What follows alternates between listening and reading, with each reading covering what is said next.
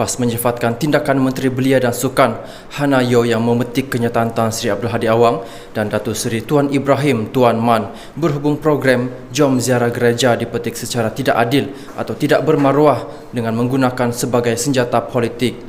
Setiausaha Agungnya, Datuk Seri Taqiyuddin Hassan berkata, PAS amat berduka cita dengan perkara itu dengan mendakwa tindakan Hana itu bertujuan untuk menimbulkan pertelanggahan antara PAS dan Bersatu yang merupakan komponen dalam Perikatan Nasional.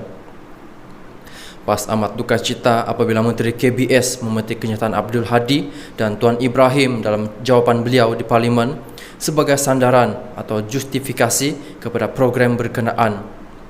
Adalah amat nyata apa dipetik tersebut dibuat tanpa menjelaskan konteks ianya dibuat dan tanpa penerangan tepat berhubung kenyataan-kenyataan itu sama ada oleh individu terbabit secara langsung atau pihak yang mewakili mereka.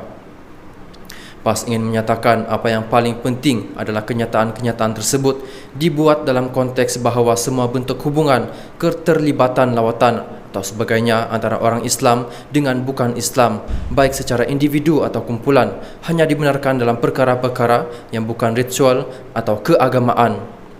Bukan pula terbuka penyertaan tanpa syarat dan segala usaha mesti dibuat bagi memastikan syarat-syarat itu tidak dilanggar, katanya menerusi hantaran di Facebook beliau.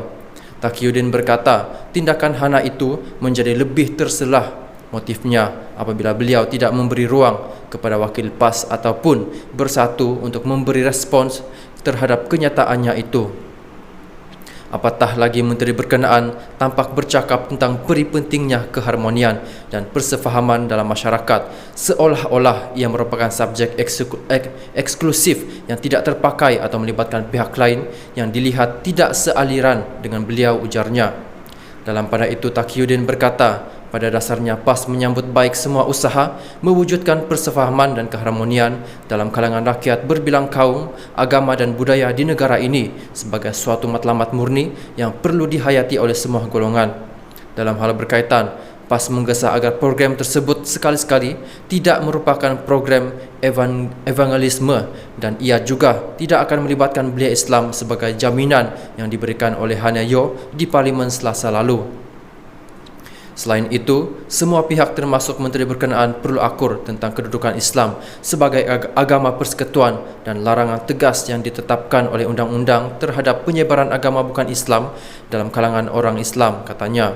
Justru, katanya lagi, PAS menegaskan program itu tidak sewajarnya diteruskan jika ia tidak dapat mencapai hasrat yang dinyatakan. Malah beliau berkata, ia berkemungkinan meluaskan lagi jurang perbezaan yang sedia wujud dan boleh pula mengundang kepada bantahan terbuka yang jauh lebih membimbangkan.